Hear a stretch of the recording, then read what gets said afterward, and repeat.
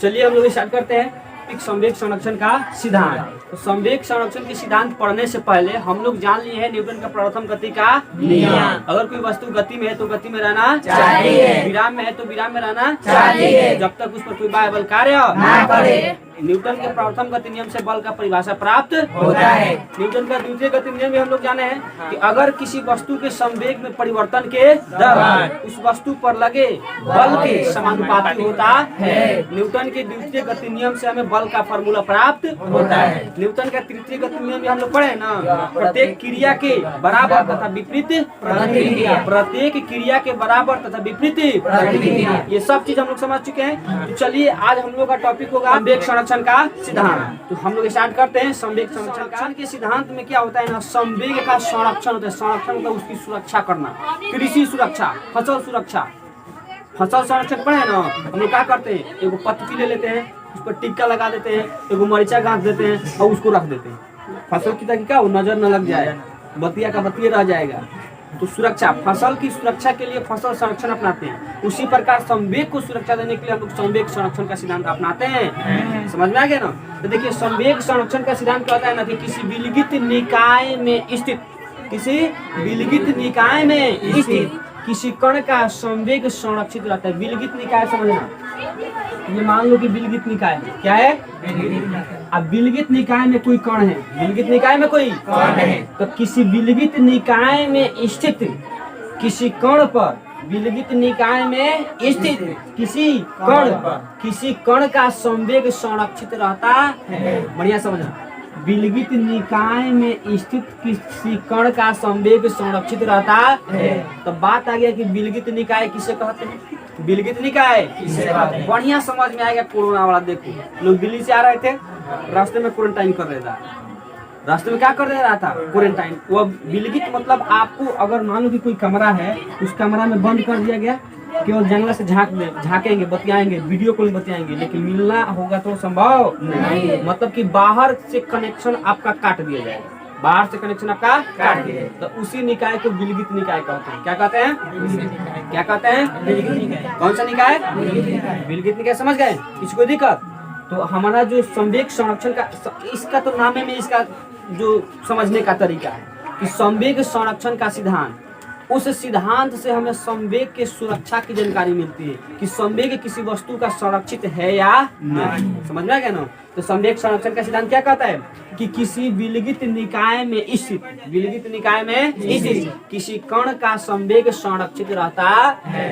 विलगित निकाय में स्थित किसी कण का संवेग संरक्षित रहता है। इसको समझने के लिए आइए थोड़ा सा हम एक क्रियाकलाप करते हैं। इसको जानेंगे कि क्या अगर कोई वस्तु है वो टक्कर से पहले उसका संवेग जो है, क्या वही संवेग उसके टक्कर के बाद भी होता है या नहीं। तो देखिए सबसे पहले हम लोग देखेंगे कि मान लो कि दो वस्तु है, वस्तु दो, एक वस्तु का नाम है ए और एक वस्तु का नाम है बी। अच्छा, वस्तु होगा तो कुछ ना कुछ द्रव्यमान होगा, द्रव्यमान होगा ना। तो मान लीजिए कि इसका द्रव्यमान है m1 और इसका द्रव्यमान क्या है m2। ये गति कर रहा है, तो गति करेगा तो उसका वेग होगा ना, इसका वेग होगा ना। मान लीजिए कि ये u1 वेग से जा रहा है।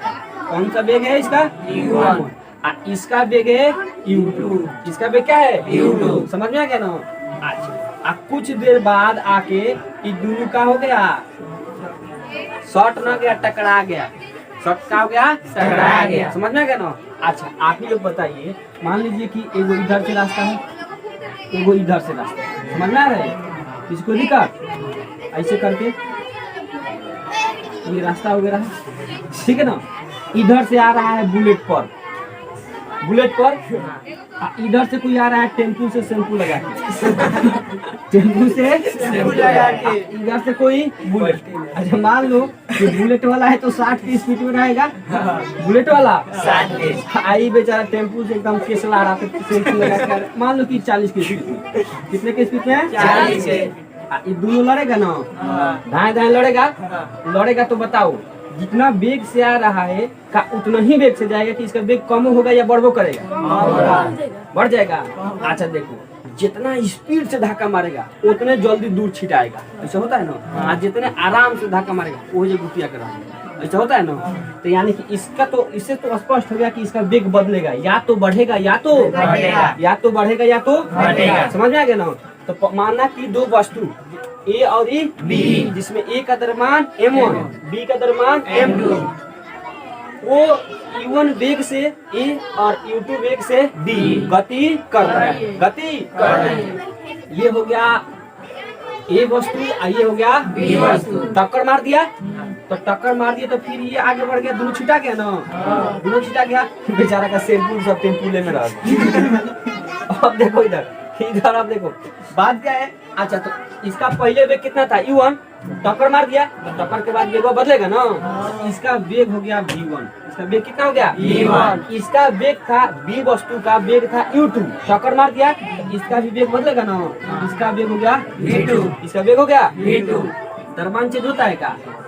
द्रव्यमान चेंज होता है। बुलेट से आगे धक्का मार दिया, द्रव्यमान चेंज होता था, बुलेट हवा मिठाई जैसे हाथ में टांग के धक्का लग गया बुलेट का, इसका द्रव्यमान सब हो गिर गया, केवल हवा मिठाई का टांग के चल, ऐसा थोड़े ना है। द्रव्यमान चेंज तो पहले था m1 द्रव्यमान, तो अब कितना होगा m2, एक दहा। पहले m1 था तो अब तो m1 ना होगा, द्रव्यमान चेंज थोड़े ना होता है। अच्छा, इसका m2 था तो इसका भी कितना होगा m2। किसी को दिक्कत? आगे बढ़ा जाए। अब देखो आगे बढ़ा जाए। अब देखो इधर थोड़ा सा हम लोग ध्यान देंगे। अच्छा, इसमें किसको किसको समझ में आ गया? हाथ उठाओ। सबको समझ में आ गया? कोई है जिसको समझ में नहीं आया है? सबको समझ में आ गया? उनको जी हाथ उठाया था, आप कोढ़िया है ऐसे कर दिया। देखो इधर नहीं, देख रहा है, इधर देख रहा है। वस्तु हो गया ये वस्तु e1 वेग से ये चल रहा था, ये u2 वेग से चल रहा था, दोनों टकरा गया। मान लो कि t समय के लिए, कितना समय के लिए? t समय। अच्छा, ये ना होगा कि 10 मिनट टकराएगा, 15 मिनट टकराएगा, दोनों बराबर ना टकराएगा। वैसे थोड़े ना कि 10 मिनट तक टकराते रह गया, ये टकरा के चल गया 5 मिनट में, ऐसा थोड़े ना है। समझ में आ गया? आगे बढ़ा जाए। किसी को दिक्कत? चलिए, तो अब हम लोग देखेंगे इसमें संवेग बराबर m मतलब मामा नहीं कहोगे, m मतलब अब भी मतलब एक लड़के कहते a मतलब मामा, अभी मतलब बम्बोरन मामा। ऐसा तुम लोगों का कॉन्सेप्ट नहीं ना है जी? नहीं। किसी भी वस्तु के द्रव्यमान और वेग के गुणनफल को इनसे क्या कहते हैं? संवेग। इसे क्या कहते हैं? संवेग। तो पहले देख लेते हैं वस्तु ए का टक्कर के पहले संवेग, और फिर वस्तु ए के टक्कर के बाद का संवेग। तो यहाँ पर लिखेंगे एक टक्कर के पहले, टक्कर का पहले, तो टक्कर के पहले ए का संवेग, ए का संवेग देख लिए ना। तो ए का, अच्छा बताइए संवेग मतलब क्या होता है? उसके द्रव्यमान और वेग के गुणनफल को उससे क्या कहते हैं? संवेग। ए का हम लोग निकाले हैं, और टक्कर के पहले तो द्रव्यमान इसका कितना है? m1। द्रव्यमान कितना है? m1। अब वेग कितना है? u1। वेग u1 निकल गया। अब टक्कर के बाद निकाल लेते हैं। तो टक्कर के बाद ए का संवेग बराबर, तो टक्कर के बाद इसका द्रव्यमान कितना है? m1। द्रव्यमान कितना है? m1। लेकिन इसका वेगवा चेंज हुआ है ना, ये u है, ये क्या है? u1, ये हो गया v1। किसी को दिक्कत? अच्छा, अब दोनों का अंतर निकाल लेते हैं। दोनों का अंतर, आप लोग न्यूटन का दूसरा नियम पढ़े हैं कि किसी भी वस्तु के संवेग में परिवर्तन के दर उस पर लगे बल के समानुपाती होता है। तो अब यहाँ पर हम लोग निकालेंगे, चूंकि ए का संवेग परिवर्तन का दर, ए का संवेग परिवर्तन का दर, इसको ज्ञात करेंगे। अच्छा, ये नहीं पढ़े जी, एफ समानुपाती P2 माइनस P1 बटा T। ये क्या है? संवेग। न्यूटन का दूसरा गति नियम ये ना है जी कि किसी वस्तु के संवेग में परिवर्तन का दर उस वस्तु पर लगे बल के समानुपाती होता है। तो अब इसका इसका जितना संवेग बदलेगा, यानी कि वो उसके बल के समानुपाती होगा। वस्तु ए का टक्कर के पहले और टक्कर के बाद का जो संवेग का अंतर होगा उस पर लगे बल के बराबर होगा। ये पढ़े ना आप लोग? तो चलिए निकाल लेते हैं बराबर। अच्छा, संवेग का दर कैसे निकालते हैं हम लोग? अंतिम वेग माइनस प्रारंभिक वेग का दर हो गया ना। अच्छा, अगर संवेग का निकालना होगा तो अंतिम संवेग माइनस प्रारंभिक, अंतिम माइनस अंतिम वेग माइनस प्रारंभिक वेग। लेकिन यहाँ पर है संवेग, तो अंतिम संवेग का माइनस प्रारंभिक संवेग। टक्कर के बाद वाला संवेग को अंतिम संवेग और टक्कर के पहले वाला संवेग को प्रारंभिक संवेग। तो अंतिम संवेग का माइनस प्रारंभिक संवेग हो जाएगा। अंतिम संवेग का मान कितना है m1 और v1 माइनस प्रारंभिक संवेग का m1 अब बटा दर निकालना है तो t से भाग दे देंगे। तो जे ए का निकाले उसी प्रकार बी का निकालेंगे। तो यहाँ पर हम लिख देते हैं इसी प्रकार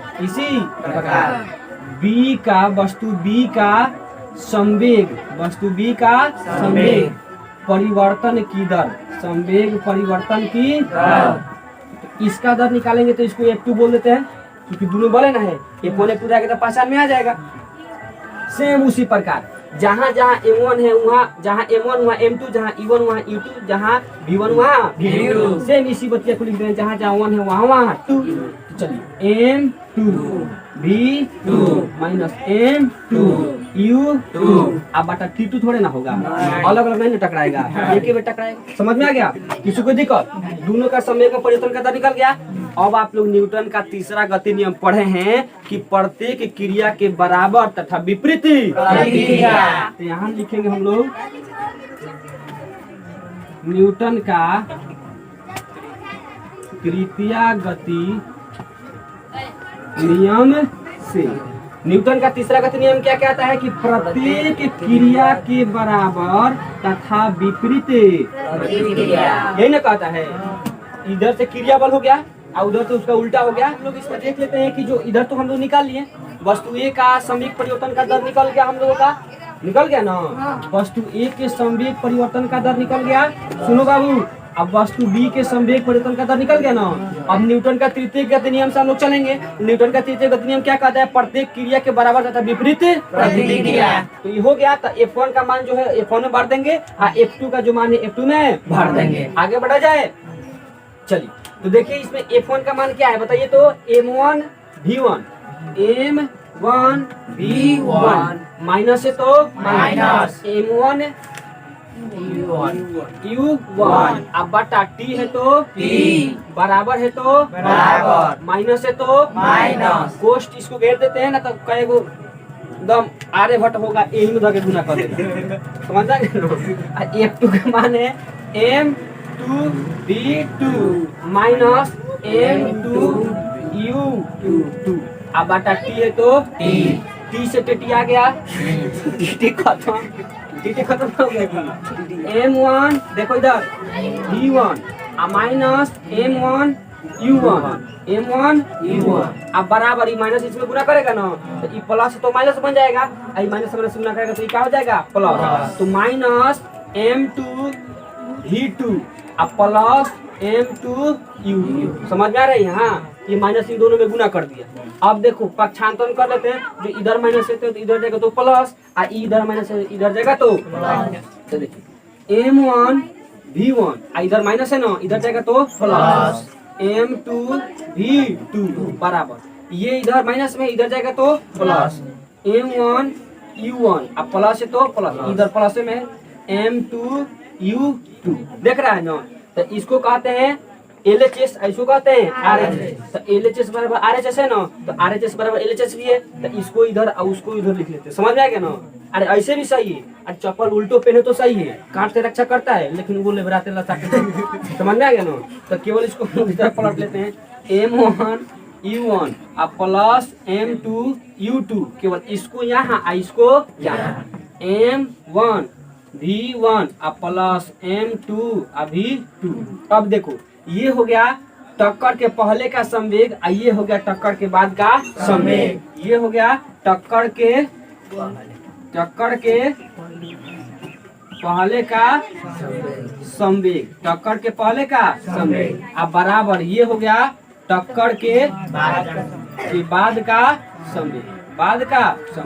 अच्छा आप लोग क्या देखे कि वस्तु टक्कर करने से पहले उसका जितना संवेग था उतना ही संवेग टक्कर के बाद। अर्थात संवेग संरक्षण का नियम कहता है कि कोनो वस्तु का टक्कर से पहले जितना संवेग है उतना ही संवेग होगा टक्कर के बाद। अर्थात यह संवेग संरक्षण के नियम का पालन करता है। अतः इसका संवेग अतः इसका